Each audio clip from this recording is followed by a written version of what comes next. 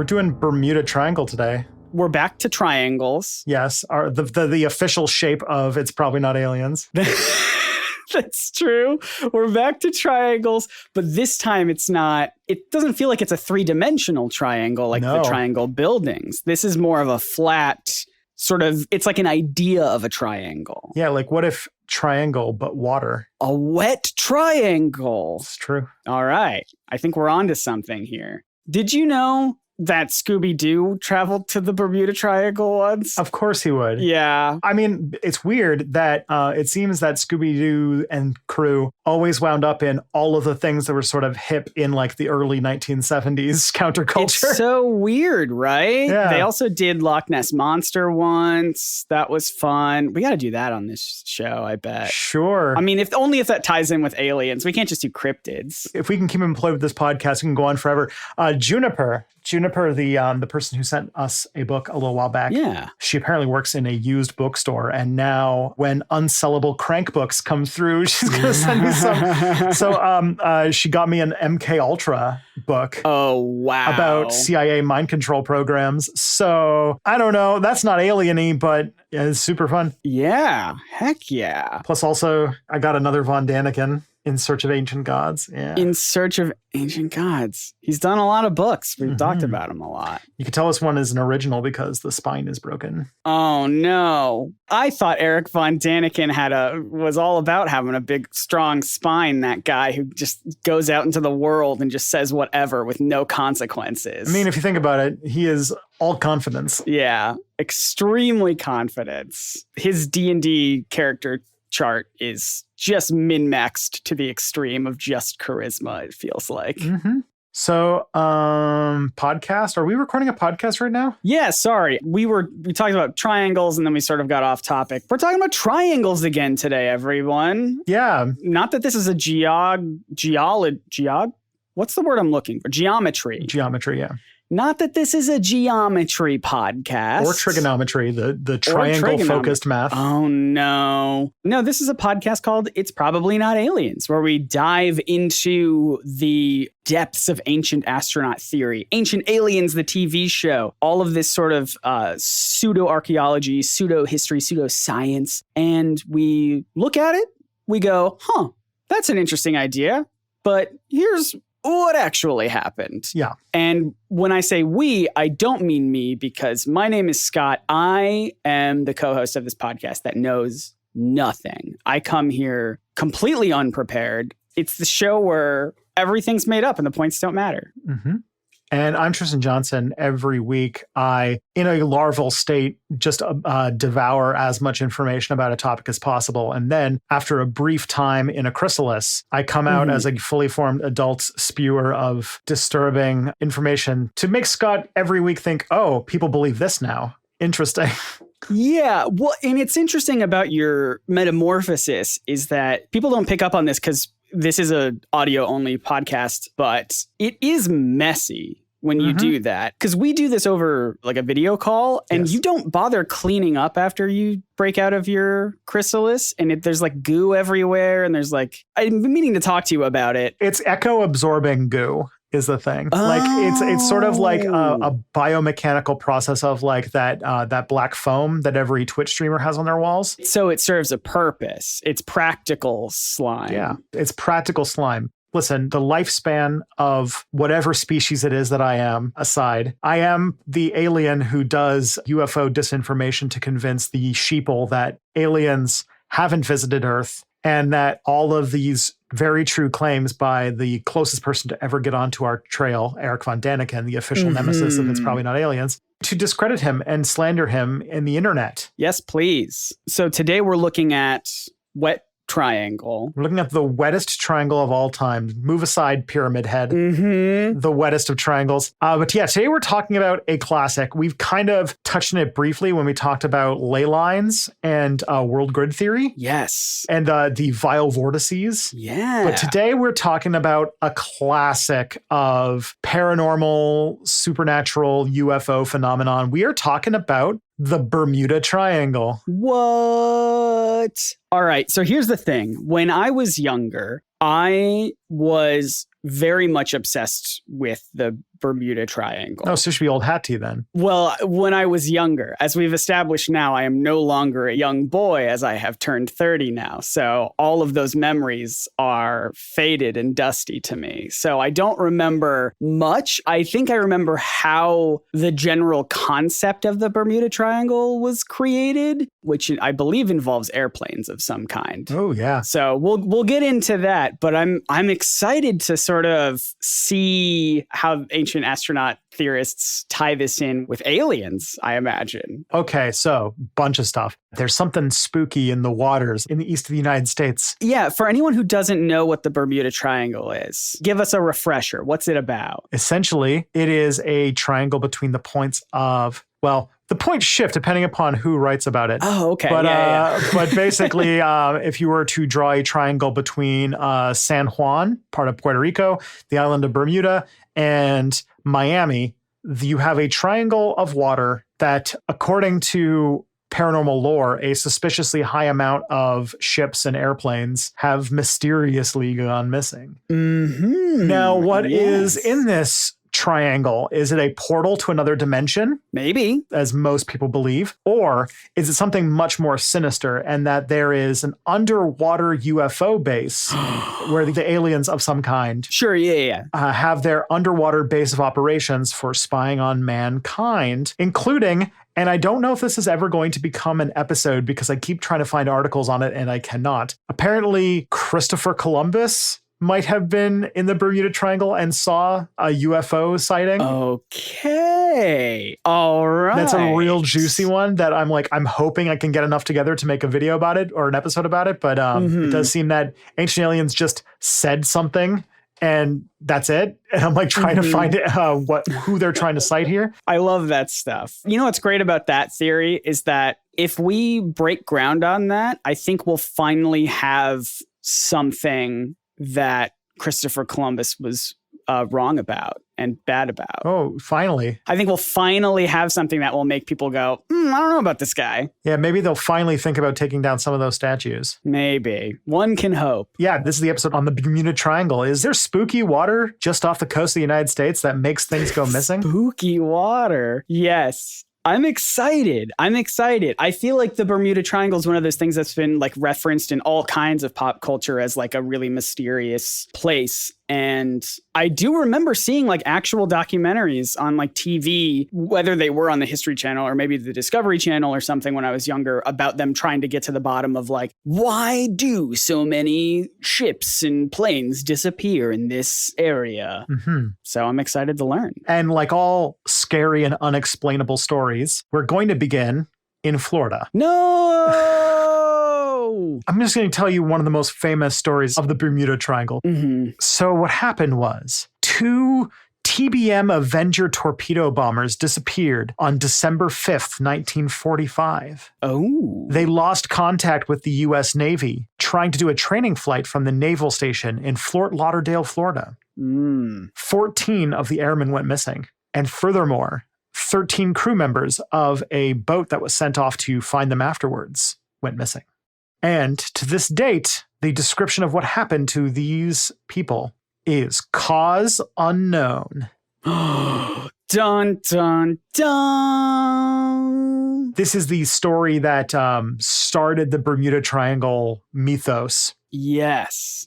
Now, if memory serves, it was a triangle because that was sort of where the points they were flying to or from, these planes and such. Could be. It was a training flight, but basically if you just take 3 points and put lines between them, you're going to end up with a triangle, right? That is true. That is how you make a triangle. Yeah. And what's interesting is that, as I said, this triangle shifts depending upon who's writing about it. Sure. So, I guess we should probably start at the beginning of, where did this story originate? Yeah. What was the first Bermuda Triangle story? And it comes from a description from an article in 1950 in a newspaper called the Miami Herald. Okay. It was written by a guy named Edward Van Winkle Jones, which I think will be the next name of my next D&D character.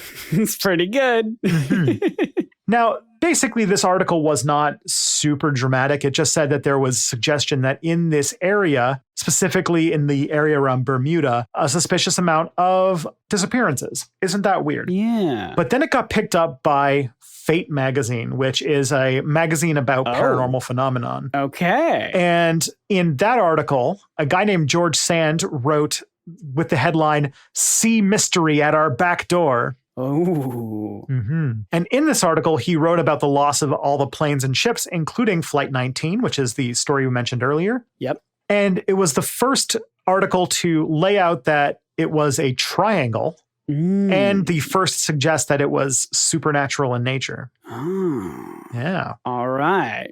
I guess before then, everyone was just like, I don't know. Anything could have happened. Lots of ships go missing here. That's weird. That's just strange. Could be any reason. And then this guy's like, oh, I'll sell you on something. It's wild what happens in this soggy Dorito. Yeah. That was my nickname in the business when I was younger. Soggy Dorito? Soggy That's Dorito. awesome. Yeah. But then it kind of went silent for a while until 1962, when Flight 19 would come up again in American Legion magazine, in which a guy by the name of Alan Eckert wrote that the flight leader had reportedly said that they're entering white water. Nothing seems right. We don't know where we are. The water is green, white. What? It was changing color so quickly. Yeah. And then also wrote that some people on the Naval Board of Inquiry said that the planes, quote, flew off to Mars.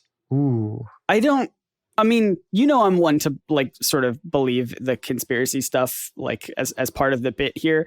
That does just seem like a turn of phrase though, right? Like, I don't think anyone was being literal when they were like, they flew off to our sister planet, Mars. I think it just meant that they disappeared. Are gone. Yeah, they're gone. Yeah. But you know what? They're Martian planes now. Ooh. But the other idea is that white, green water, no trace of these planes were ever found. Is something interesting. And then that sort of telephoned into the next article, which came out in 1964 by a guy named Vincent Gaddis in, quote, The Deadly Bermuda Triangle, which found its way into Argosy, which is a pulp magazine, which, Scott, I know you're kind of you probably know a little bit about early American publication. What is a pulp magazine? A pulp magazine. I've got a whole box of them sitting a couple feet from me. They call it pulps because they're incredibly cheap, right? They're printed on the cheapest paper possible that could even just carry ink, basically. They are publications largely just like written stories with some really cool cover, like artwork on the covers. And they are designed very specifically to get your attention with the most ludicrous story ideas and concepts, whether it's violence, whether it's sci-fi, whether it's horror. They are specifically to just be effectively like trash reading that you would, they're interesting, they're lurid is a word that I like to use to describe them, but they were never sought as like a high fancy publication. But yeah, just sort of like flashy reading material. And typically fiction, right? Yeah, for sure. Although, like, you were talking down about it, it also, just like you remind everybody that it was also the sort of incubation place for a lot of popular stuff. Like, it was where science fiction was really born. It's where comic books were basically born. 100%. I mean, there's a reason like I have Lovecraft them. Basically started as pulp authors, as well as almost every Isaac Asimov, I believe, started in the pulps. And there's a reason why I have a box of them. I'm not trying to look down on them. This is just how they were viewed at the time. They were this like very sort of trashy media that were very cheap, just attention grabbing. But they're really interesting. Like I said, the covers are really beautiful. The stories inside, again, like you were saying, like had some fantastic authors who were spawning all these really interesting ideas. Yeah, they're great. But at the time, they were not like seen as like if you were reading one, it wasn't like look at you, Mr. Fancy Reader over there. But for a lot of things, it was like the nascent incubator for the genres of like science fiction and horror and stuff like that are like mainstream, genres of fiction today. Absolutely. So that it's kind of showed up in the 1960s, which is actually kind of a late pulp magazine, but Yeah, a little bit, huh? Yeah. But also, focusing on the disappearances and strange events, starting to put more things together. And they elaborated and they mentioned news stories like John Wallace Spencer, who went missing in 1969, or Charles Berlitz, who wrote about the Bermuda Triangle in 1974, or Richard Weiner, who wrote the Devil's Triangle in 1974. And all of them sort of took the Eckert story and elaborated on them. And so in many ways, the Eckert story was then sexed up for the pulps by Gaddis, who was then taken by all of the sort of major books writing about the Bermuda Triangle and built upon. So we can start to see a lineage of the mythology of the Bermuda Triangle, where it starts and how it starts building. And this happens a lot in Ancient Aliens, as well as a lot of these things where there is a switching over from fiction to nonfiction stuff. Yep.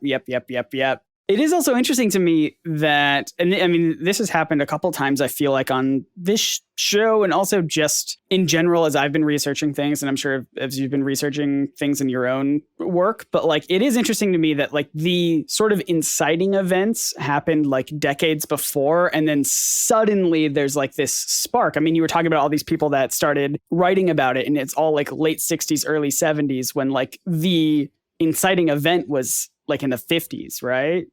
So I don't know. That's just, it's so interesting how it like takes a little bit of time for people. And then suddenly everyone's like, ooh, this is an interesting idea now. Because I believe there was even a 1970s like Wonder Woman comic that had her do some stuff in the Bermuda Triangle. So it's like, it's so weird that something about this specific time period, everyone's like, all right, now let's talk about it. Now let's make some fun stories about it. We also noticed that there's a lot of like, the event happened in 1945, then it got written about in 1950, and then in like the 60s and 70s is when it got like really written about. I think it has to do with a lot with the counterculture and like the spiritualist movement, all that kind of stuff. There was a big, as I said, Scooby-Doo came up in this time too, and it was also driven by this interest in the paranormal and stuff like that. So like there was, and that was also when parapsychology was a thing. Like you could take classes in that at school at one point, and like noetic science and all that kind of stuff. So like there was this really big interest in like the late 60s, early 70s with the paranormal. And there you go. There's your Scooby-Doo connection. There's a Scooby-Doo. Because Scooby-Doo definitely leaped on that as well. And as you talked about in your video on Ancient Aliens, a lot of comics in that period were also taking these ideas. I believe the early 70s is when we saw Doctor Strange. We saw the Eternals. Yeah, Jack Kirby was super into this sort of stuff. I mean, and Steve Ditko, obviously, too, with Doctor Strange. They were all nerds, yes. They were all big nerds. That's true. Just like the whole thing about how it seems like many Marvel superheroes are just Stan Lee learned one fun fact and he was like, what if I turn that into an entire superhero? Like, did you know that he learned at one point in like a National Geographic that spider silk has like the tensile strength of steel? And he's like, Or he learned that if you were to comparatively measure strength, an ant would be 100 times stronger than a human. And he was like, I'm working with that one. Let's do it. Let's do it. Yeah, it's all. Yeah, he was a lot more on like the pop sci before there really was pop sci sort of thing. And then all the other ones I felt like were a little bit more spiritual. So there's like sort of a fun blend there in the 60s and 70s. And then when it comes to Jack Kirby and things like Doctor Strange, it's just LSD. And just like so much drugs. Well, Doctor Strange was Steve Ditko, and he was very adamant that he never, ever did drugs. Nobody believes that. I don't know if I believe that, but if true, awesome that he was able to. It was Kirby who got then into collage as part of his process. Yes. Yeah, artistic you collage. You don't do that much collage where acid or at least weed is not part of the equation. Oh, yeah. I mean, you want to talk about like comic book art at the time? You do like Jim Steranko. He was doing all sorts of like psychedelic stuff. Yeah. And you can probably even tell like in the sort of silver versus bronze age comics when all of the comic book creators stop taking psychedelics and start doing coke. Yeah.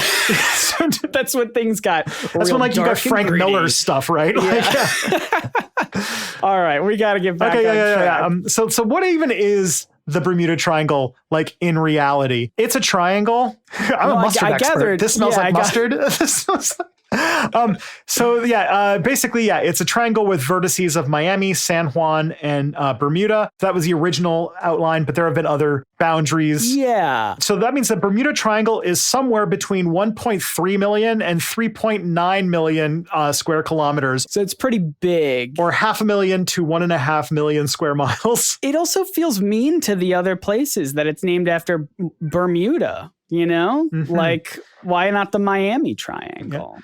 Especially because one triangle had the Irish coast as one of its vertices. That's very far away. It's a very big triangle. That's a huge triangle. Yeah. That's like the whole... That's just the Atlantic Ocean at that point. That's the Atlantic Ocean, yeah. At least the Northern Atlantic Ocean, yeah. Wow. And Tristan, can I say, that's the Atlantic Ocean is where the Titanic sank. It's true. So, like, I think they're onto something here. Could be, yeah. I don't know what it is, but I know in my bones that Ancient Aliens gets to the Titanic at some point, and I am so here for when we get to talk about the Titanic. They thought that they were able to skirt past the iceberg, but they hit something, and it wasn't the iceberg above the sea, so there was something under the water that they hit. Maybe an alien torpedo, perhaps? Oh, yeah. I can like fully see it in my head. And if it hasn't been done yet, Ancient Aliens, if you need some more writers, I got something here. Oh, yeah. Well, we know that aliens love Earth gold, so I'm sure there was a lot of that on the Titanic where the rich people were. So yeah. And so because the triangle has changed a bunch, which accidents happened in the triangle changes depending upon which author is defining it. Sure. But there's been various attempts to try to explain what it is. I was like, am I going to go from least mundane to most crazy? But I think it's just like a group of different interpretations. Okay. One, there's been some interpretations that think that the planes and ships got off their tracks because there's problems with magnetism there. Specifically, compasses don't work in the Bermuda Triangle. So there's theorized that there's like magnetic anomalies in the area that causes people to get lost. Such a thing has not been found in the Bermuda Triangle, but it is something that happens on Earth. Compasses do have natural variations related to the poles, and people in the public might not know that compasses do change naturally, but who would know that are people who regularly rely on compasses for navigational purposes. Right, like people on ships and planes and such. Yeah, that makes sense. But as far as anyone can tell, while this is an interesting theory, there's no evidence that the Bermuda Triangle has any magnetic anomalies within it. And it is like a regularly trafficked part of the ocean. So, yeah. Fair enough. This does remind me, and I cannot remember the name of this teen drama from when I was a kid, but there was a teen drama about a bunch of kids who are going to high school on a cruise ship. Are you thinking of the Sweet Life on Deck? Maybe. This is in the 90s. So yeah. Okay. So the Sweet Life on Deck probably was the reboot of that. It was the gritty 2000s reboot. The Sweet Life on Deck with Zach and Cody. I will say I didn't watch it. My sister did. But I do remember there being one episode where the premise was that the ship went into the Bermuda Triangle and they all thought it was going to be dangerous, but it wasn't. I'm going to look up really quickly if that ever happened on Sweet Life on Deck really quickly. Do you know at all what I'm talking about? No. This feels like Disney Channel adjacent. It is. I'm doing a bit. It's the sequel to Sweet Life of Zach and Cody. If anyone knows what the show I'm referring to is about, like teenagers who go to school on a boat. Oh, you know they went to the Bermuda Triangle on Sweet Life on Deck. It was their 16th birthday, and the SS Tipton enters the Bermuda Triangle and an alternate universe where Zach and Cody were separated at birth. So, of course, supernatural stuff happens there. Oh, boy. This was a 90s show, so I think we're thinking about different shows. But obviously, if you have any boat-centric show, the Bermuda Triangle is going to show up because it's Was it the Love Boat? Was that what happened? Did they do I'm not that old. Come on. So another major theory is that the Gulf Stream makes things confusing because essentially what this is a river within the ocean, and it can throw people off. So it's this circulating river that starts in the Gulf of Mexico and flows through the Straits of Florida into the North Atlantic. And doing so, it can flow at a speed of about 2 meters a second or 6.6 feet per second. Thank you. So a ship might go missing because it sank or it crashed, but the debris would have just floated out to sea. Oh, it would have been carried out further because of this big flowing current. Yeah. Either the current would get them lost, or more likely that if they crashed or if they sank, the debris would be shot out to sea. So people who are looking for them might not be able to find the wreckage. Okay. All right. The other thing too is that, as anybody knows, I mean, you're kind of close to the Atlantic coast of the United States. Yeah. Hurricanes are a thing. Hurricanes do happen. That's correct. And as we know, hurricanes have cost a lot of lives and have cost lots of money and damage. And as time goes forward, it's going to get a lot worse. And like a lot of ships have sank because of hurricane damage. And many hurricanes pass through the Bermuda Triangle as they kind of go across the eastern seaboard of the US. And before weather satellites, it was very common for ships and airplanes to get caught in a hurricane without much warning. Yeah, they wouldn't have seen it coming. Mm-hmm. Because like, if you think about it, if you're just using like weather vanes and stuff like that, you wouldn't have a ton of warning of hurricanes. So the only real way to measure hurricanes was when we started having regular satellite imagery of the area. Gotcha.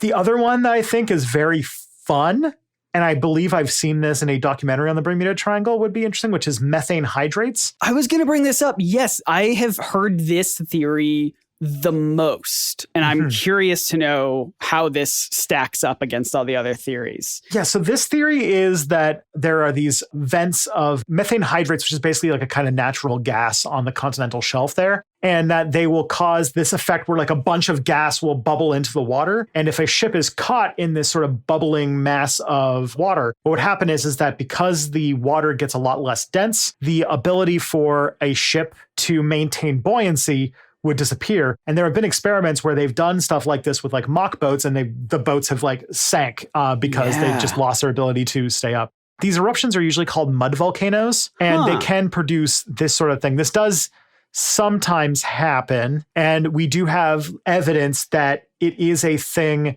that, like, if it were to happen, it could sink a ship. I've also heard that in regards to, like, because it's not just ships, it's planes that go missing in the Bermuda Triangle. I've heard that if there's a lot of methane gas, like all at once, that can mess with some flight indication, like, and you know, some tools that make it so you're like, oh, I'm at this correct altitude. Oh no, now I'm not. I should go lower. And then I don't know, they would crash or something, or it would mess with the engine. I don't know. Possibly. That's just what I remember hearing. Planes in the 1940s, especially in like 1945, for example, would be a lot less reliable than they are today, especially because they would have to, I don't know if you know if there was anything going on in 1945, but there might have been something that made them have to mass produce a bunch of slapdash airplanes for something. But Interesting. I'll look into it. Yeah. But apparently, according to the U.S. Geological Survey, there haven't been hydrates like that in the Bermuda Triangle for about 15,000 years. Oh. So it's been not recent. Yeah. No, it actually predates the first humans arriving in the American continent by about 5,000 years. Right. And all the planes and ships started disappearing in the 40s. Mm-hmm. So that's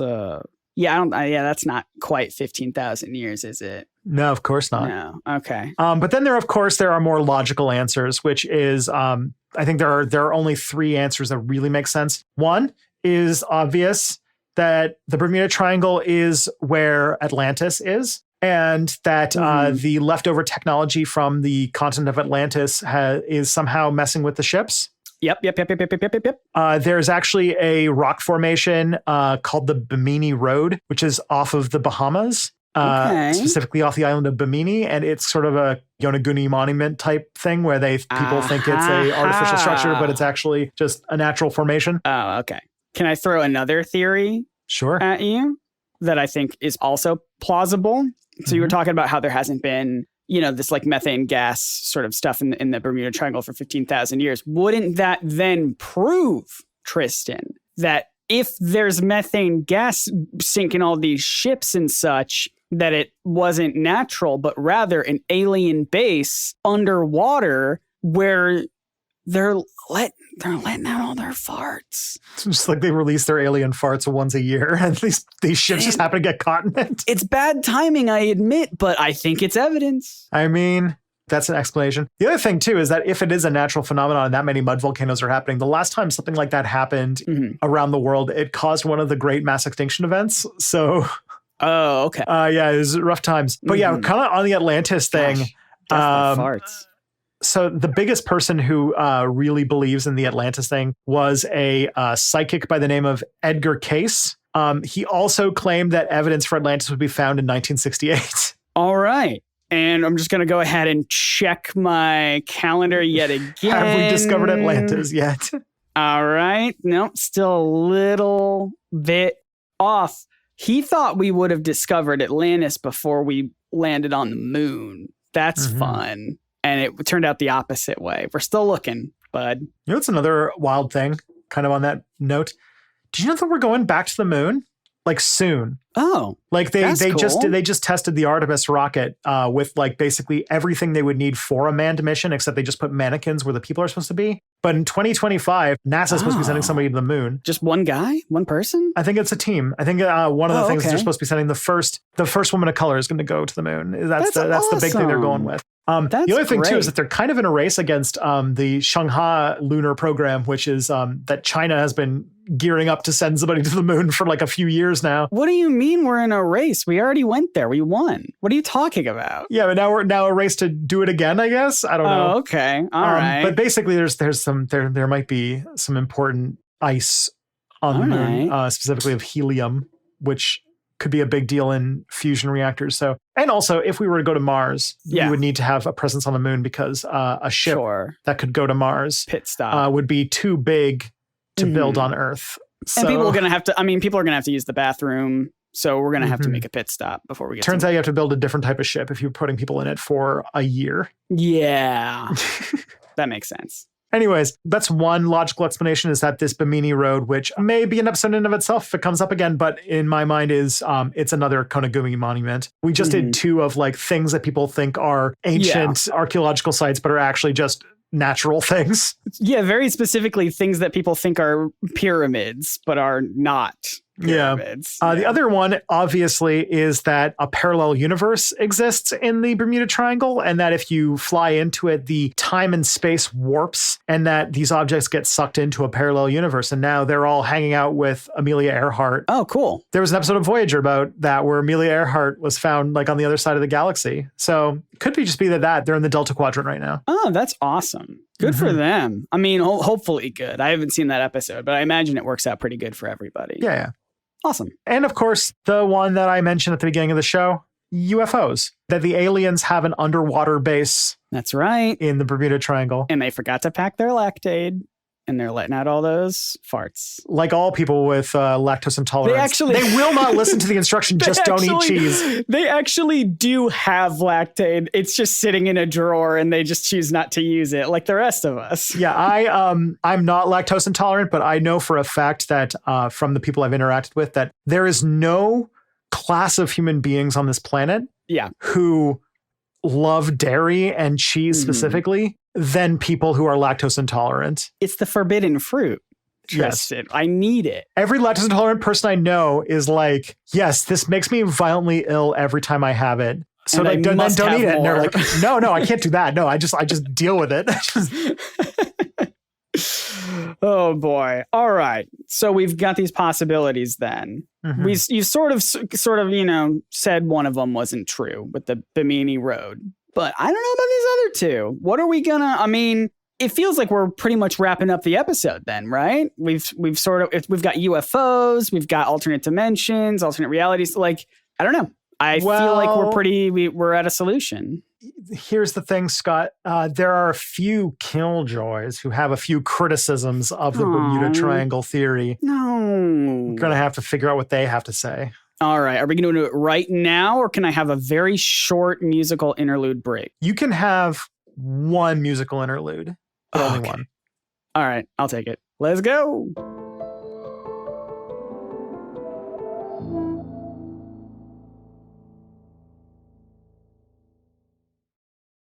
Man, that was a good musical interlude. Rod Kim nailed Crushed it every time. Did you know he just recently got a really cool job writing music for TV? Yeah. Man, he's crushing it. I text him a lot too. So him and his cat, they're going places. Yeah. Oh yeah. They're going great places. They're going straight to the Bermuda Triangle. Yeah. But in a good way. Yeah.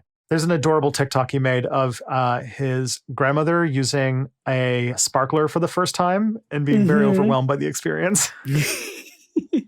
Anyways, enough about Rod Kim. Never. There's never enough about Rod Kim. Yeah. But anyway.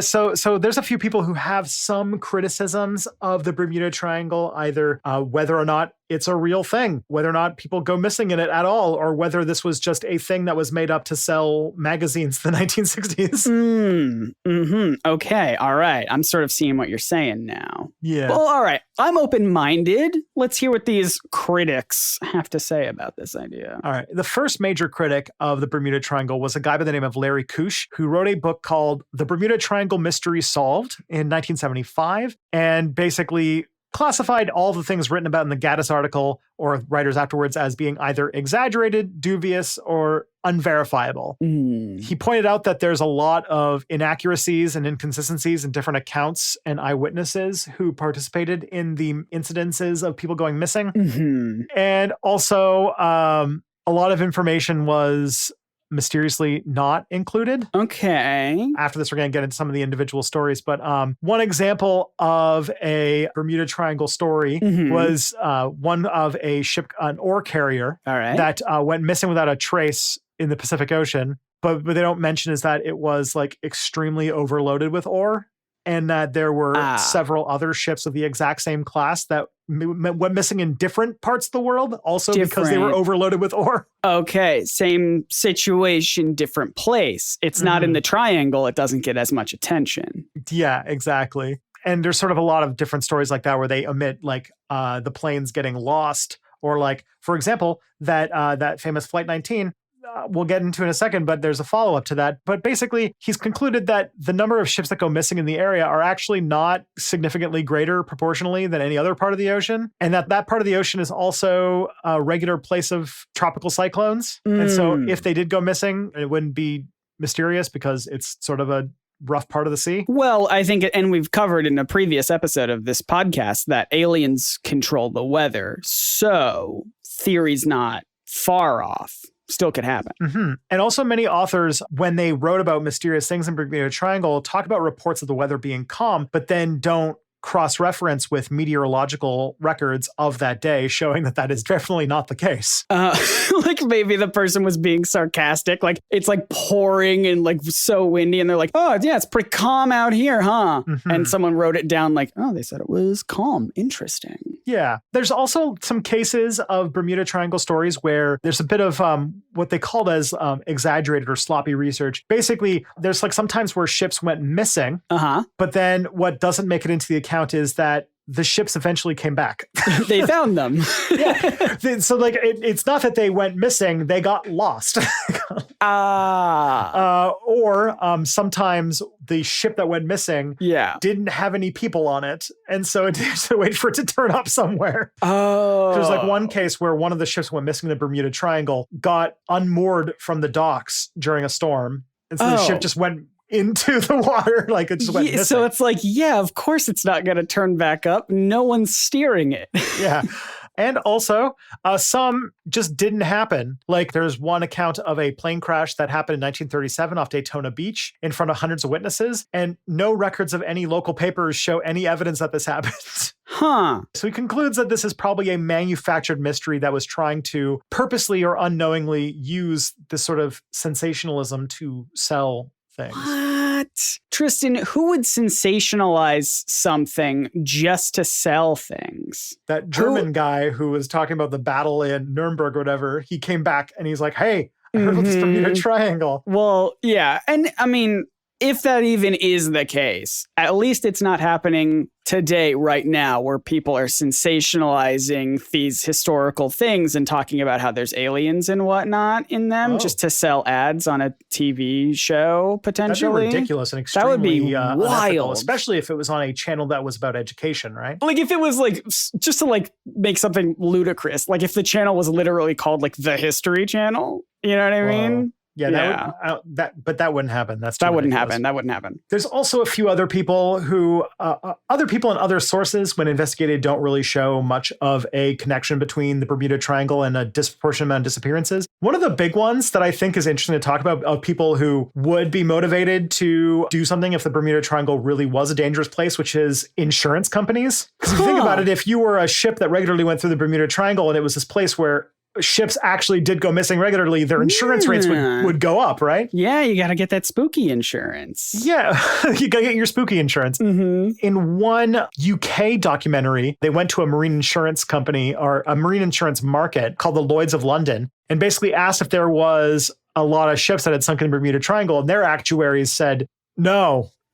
No, it's not really, no. And because of that, they don't charge higher premiums for ships that regularly go through it. Otherwise, they would, because actuaries and insurance companies, they don't care why something happens. They just care that it happens because they're trying to make money. Exactly. That's funny. Another organization that might be involved with ships and planes going missing off of the coast of the United States is the U.S. Coast Guard. Yeah, I was going to ask about that because it is sort of in part of their area. Mm-hmm. And it does seem that the amount of disappearances is pretty insignificant compared to the number of ships that go through it on a regular basis. That's the Coast Guard statement on it. So the Coast Guard have said officially that they are skeptical of the triangle and that they have many contradictions in their records about stuff written by the main triangle authors, as they're called. Firsthand experience, I suppose. Mm-hmm. To kind of wrap it up, to wrap up a lot of the criticisms, there was a really great 1970s documentary called The Case of the Bermuda Triangle, which was done through Nova. What's Nova? Nova, it used to be anyways, a series of educational documentaries. Oh, okay. I know Nova as the shorthand to say Northern Virginia. Oh, no, not that. Okay. But the quote really sort of puts a button on the whole thing, which is that when we've gone back to the original sources and the people involved, the mystery evaporates. Science does not have to answer questions about the triangle because those questions were not valid in the first place. Ships and planes behave in the triangle the same way they behave everywhere else in the world. And they behave very well, thank you very much. Mm-hmm. They are very professional, these planes and ships. Yeah. So I'm going to go into some of the more high-profile individual stories of Bermuda Triangle ships and try to at least give what the case is of them at any given time. Mm-hmm. The first one that's been attributed is the HMS Atlanta, which disappeared with its entire crew after leaving Bermuda in 1880. Whoa, that's a long time ago. Mm-hmm. It went missing. People thought that it sunk in a storm because a storm crossed their route a few weeks after they set sail. That is pretty good reasoning, yeah. Another reason might be is that not only did that happen, but apparently the crew of the HMS Atlanta was primarily inexperienced trainees. Oh, no.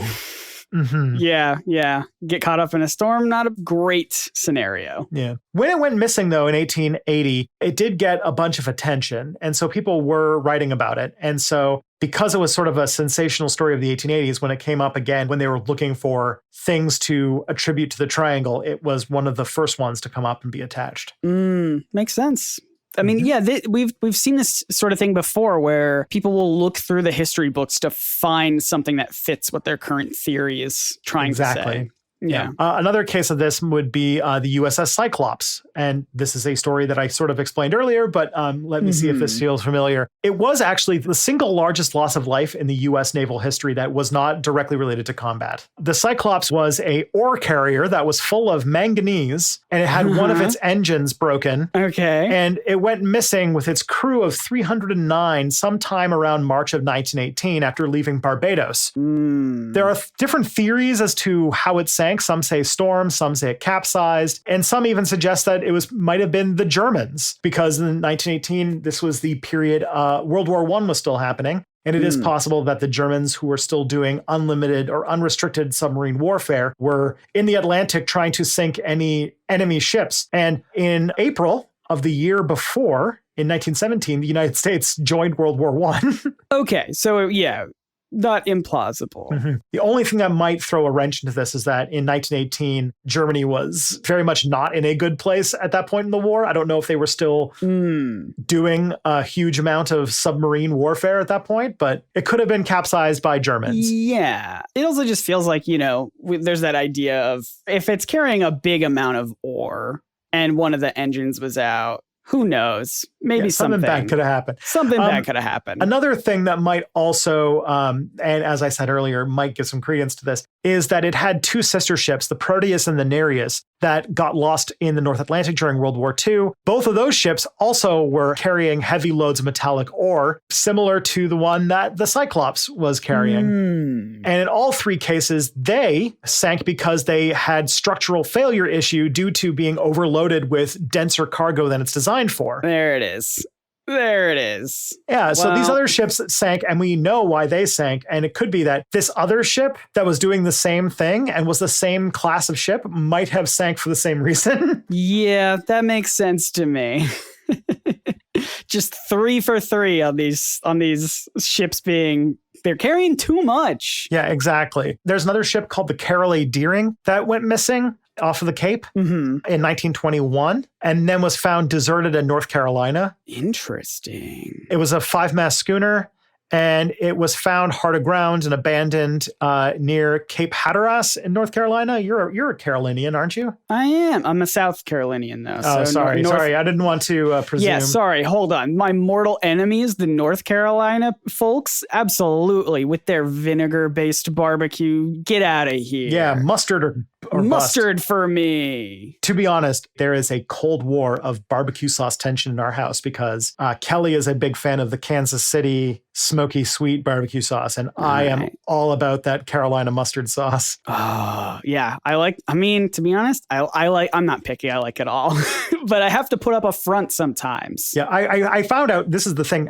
marrying an American, I learned. Americans are extremely territorial about very specific types of food. Like if you are from a place that does barbecue, you have extremely strong opinions about what barbecue is good. And similar things if you are, because my wife's from Chicago, and they have very big opinions about what makes a proper hot dog and what makes a proper pizza. I was going to say the pizza. Yeah. Proper pizza pie over there. Yeah. Anyways, the FBI looked into this missing ship and they basically came to a few conclusions. Some of them, they thought it was piracy. Some thought it was communist sabotage, or it was the work of rum runners because this was during Prohibition, which I feel like were like 3 of the most 1920s answers for what could have grounded the ship. So you say that, but as soon as you said piracy, my terminally online brain was like... They were downloading episodes of True Blood without anybody's permission. You wouldn't download a ship, would you? But the idea of domestic communist sabotage, which is funny because in 1921, like 3 years before, was the Palmer raids, where basically every high profile anarchist and communist who was an immigrant was kicked out of the country. I only know that because my favorite historical figure in OG Emma Goldman was among them, where she was kicked out of the country and sent to Russia, a country that didn't exist at that point because it was currently in civil war. Yeah, America. But there was like a paranoia about communist sabotage, or that communists were, this is the first Red Scare time. So people were scared that. Gotcha. And at that point, communists were associated with immigrants. So it was even more scary. And it was during the time of Prohibition, and a lot of weird shenanigans on ships happened. So if a ship was ran aground and was empty, it might have something to do with the fact that it was maybe smuggling liquor or something. Yeah, potentially. Yeah. That's why we keep finding bottles of Canadian Club on the bottom of the Great Lakes, because Canada did do Prohibition as well. Some of the provinces, not all of them. But we legalized medicinal whiskey. Oh. For medicinal purposes. And, sure. And if your baby's teething, yeah. Yeah. So we medicinally transported a fuckload of Canadian whiskey to the United States. And that's why Americans have a taste for Canadian whiskey. I didn't know that. That's interesting. Yeah. Canada made bank off of Prohibition in the US. Heck yeah. And like there was like I think it was like in New York recently, they found a house where they removed like a panel from the side and there was just tons and tons of bottles of Canadian Club that were in like the paneling of the house. I'm like, wow. What a time. What a time. 100 years ago was fun. But yeah, just very 1920s things could have 100 happened. Years ago was fun for some people. Yeah. For a very specific if you were group one of those, people. By the way, a lot of those people sent out in the Palmer raids were Jewish. But you're one of those people who were sent to like, Russia during the middle of the Russian Civil War because you happened to have gone to a communist rally or something in 1918. And yeah, not good. Another case was the Star Tiger and the Star Ariel. These were two planes that in 1948 went missing, or specifically one went missing in 1948, the other one missing in 1949 on a flight from Bermuda to Kingston, which is the capital of Jamaica. Yeah. These are passenger planes. Oh, so they had people. Yeah. But the thing that breaks down when you hear about this is that 1948, very early for passenger planes. Okay. And even flying from Bermuda to Kingston, these were planes that were flying at the very limits of their range. So even the slightest error or problem with the equipment could have led to them crashing, because this was like passenger flying was still like in its infancy at this point. Yeah. All right. I'll give you that one. It was a particularly long flight for the Avro Tudor 4, which was the class of aircraft. So it was like already a risky flight. Yeah, they were pushing it to the limits. Yeah. Another case, this one doesn't have a lot of descriptions, but a Douglas DC-3 went missing in 1948 on a flight from San Juan to Miami. Okay. The Connemara 4 was a pleasure yacht that was found adrift in the Atlantic south of Bermuda in 1955. The crew vanished while the yacht survived at sea during 3 hurricanes. And then the 1955 Atlantic hurricane season showed that during the time it was there, it would have been affected by gale force winds. Who's Gale? Gale force winds. Gale Force 5. It's a superhero, I think. Oh, cool. Here's the thing, though, about this ship that was found with all of its crew missing. This is the ship I mentioned earlier that blew out to sea. Oh, it never had a crew.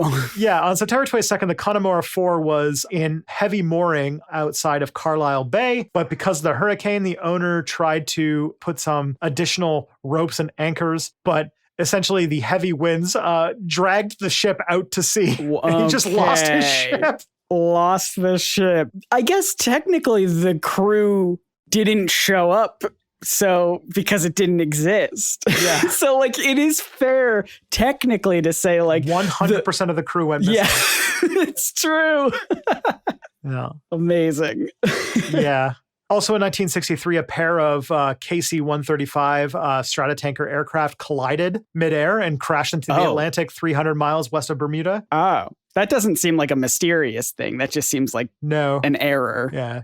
And and it did seem that one of the reasons why it mysteriously went missing was because no wreckage was found. But then another investigation happened where they did find the wreckage, and it had just... Oh, they found it. Yeah, it was found in a bunch of seaweed. Well, that's the problem. They had seaweed all up in their planes. That's why they crashed. Yeah, they shouldn't have done that. Yeah.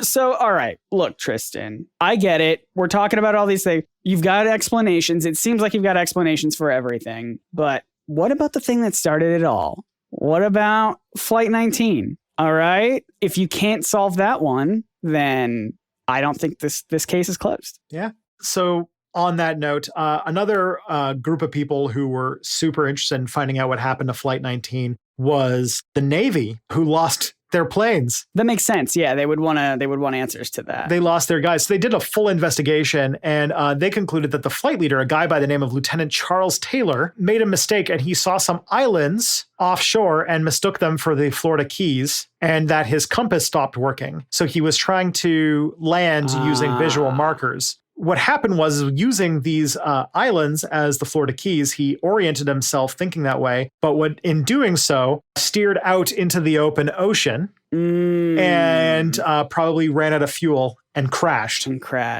But the Navy didn't want Taylor to go down for losing 5 aircraft and 14 men, so they wrote the cause as cause unknown in order to sort of save face for him. And now look what happened. Look at the ripple effects. Well, that was a poor choice of words, I suppose. The ripple.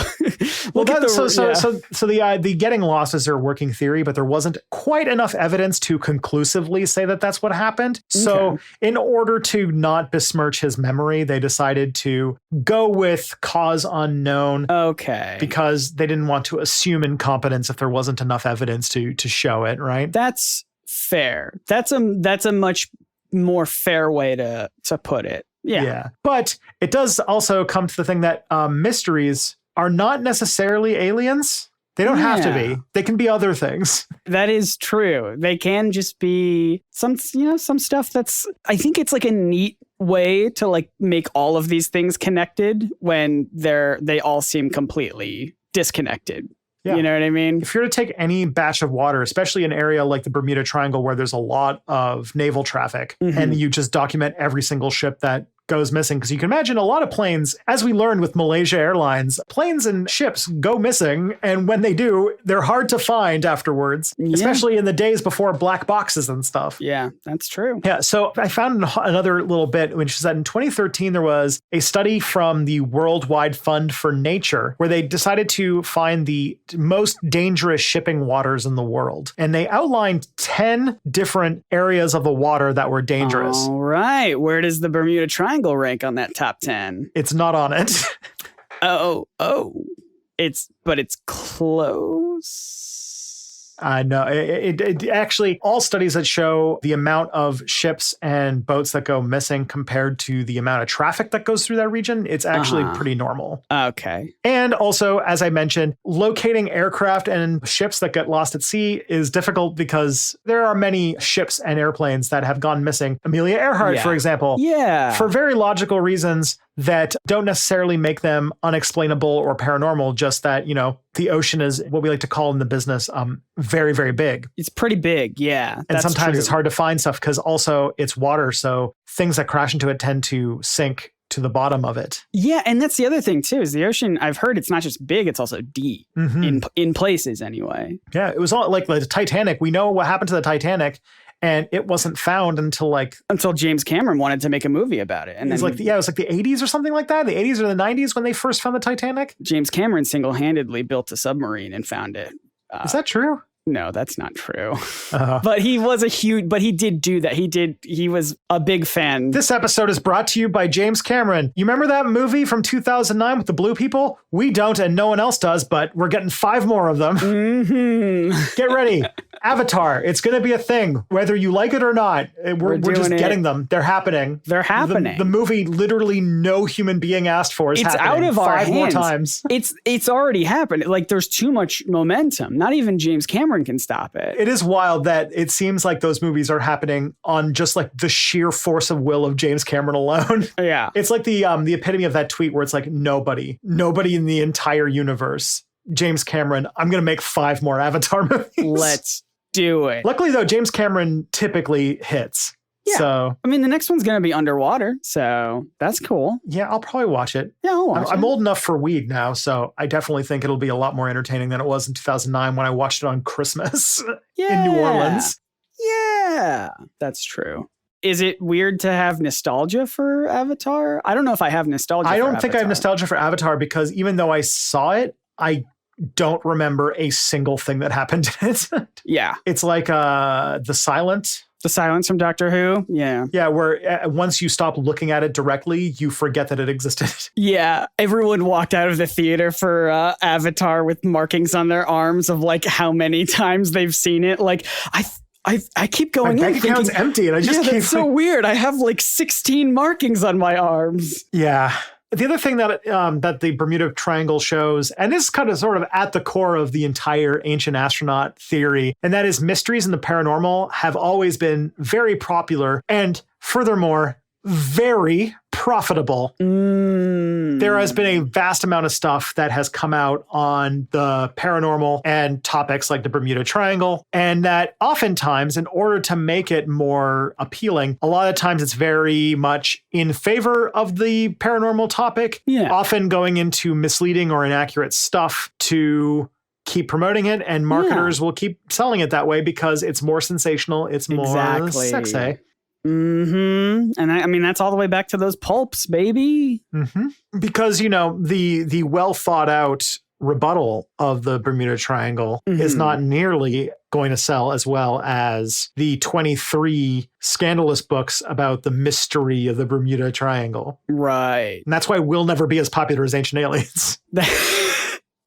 I fear you might be right. I fear that because we bring facts and logic, hashtag, boy, that was like the most millennial thing I've ever said in my whole life. My whole body just seized up as if I was saying it. Yeah. I'm just going to stop mid-sentence. I agree. I don't think we'll ever be as popular as Ancient Aliens, but people could help us. I mean, if you think about it, we are 50 some episodes deep. Yeah. This 50 some episodes represents hours and hours and hours of work poured into it between the two of us. Yeah. To cover about, what is at this point, maybe like 3 or 4 hours of footage that Ancient Aliens was able to just make up.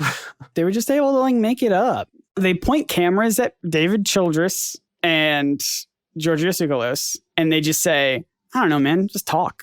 Just say something. Say something wild. Yeah. And they do. And then they turn it into a million episodes of a TV show. Yeah, exactly. But yeah, that is the quote unquote mystery of the Bermuda Triangle. The mystery is that it pays well when you make up mysteries. It is true. Maybe we should start lying more on this show.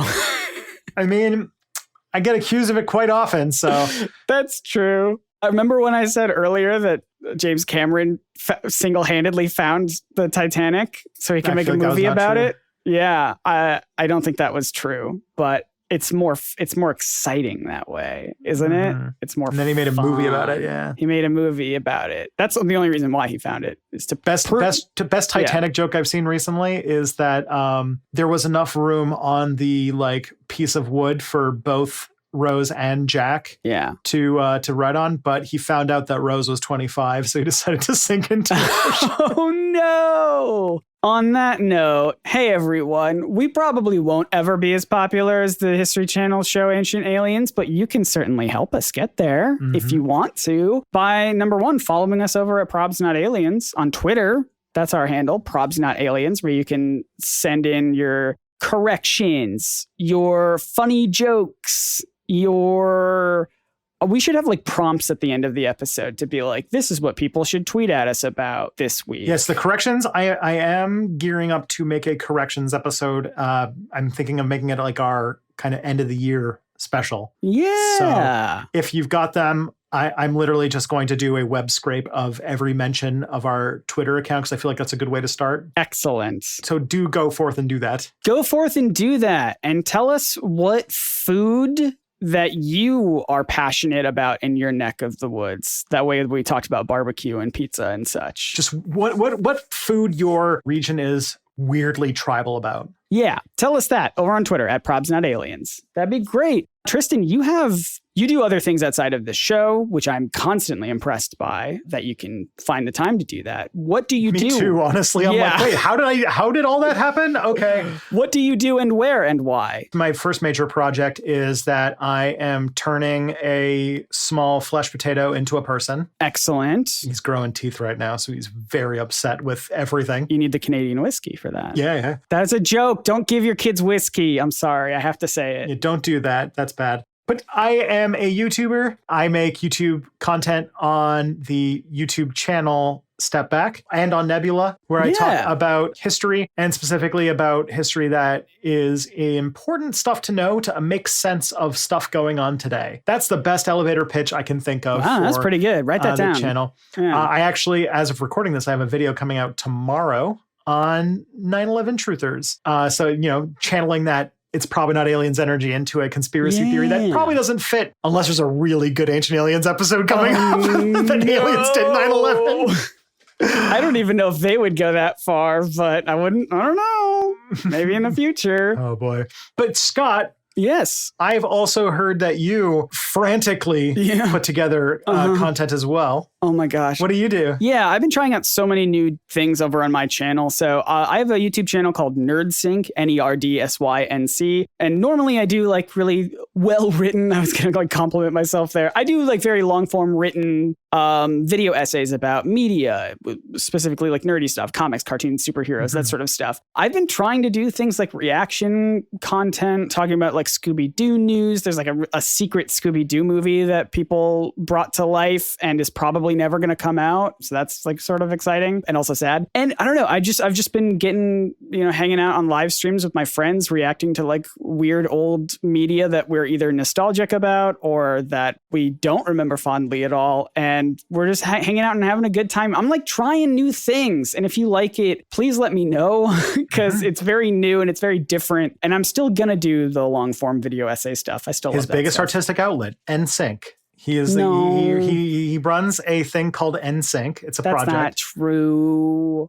I've gotten those jokes before. Okay. And yeah, if you want to continue to help us grow this show, then please leave us a nice review over on Apple Podcasts or wherever else you can review stuff. I think Spotify and whatnot. 5 stars really does help us grow. And I would love to shout out some specific names here. So thank you to the following people for writing 5-star reviews on Apple Podcasts. Thank you to War God. Thank you to Amazing Arcaden. Thank you to DK Zielke. And thank you to, I like this one a lot. It's reviewer, but they definitely missed an E. So it's like Reviwer 7.8.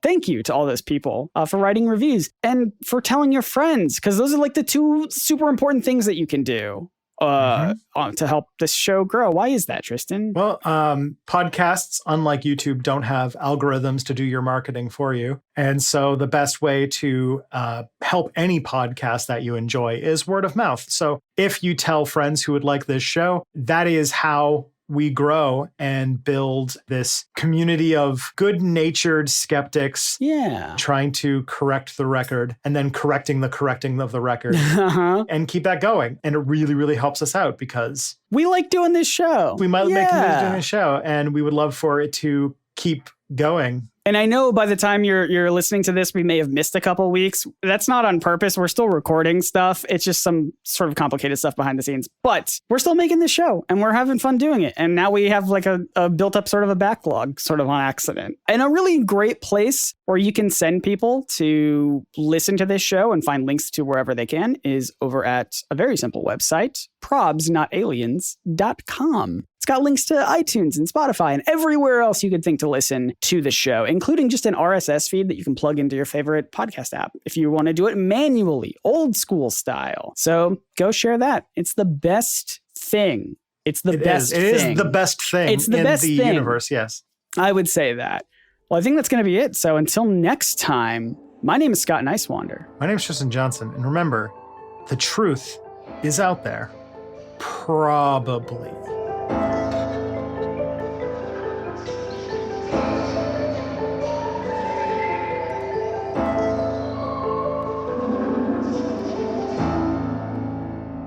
I was going to do the bubbly thing. I thought you were going to do... I think I did that before. We can't do it twice. I only have like 12 jokes. Like 12 jokes. Like 12 jokes. Like 12 jokes. Like 12 jokes. Like 12 jokes. Like 12 jokes. Like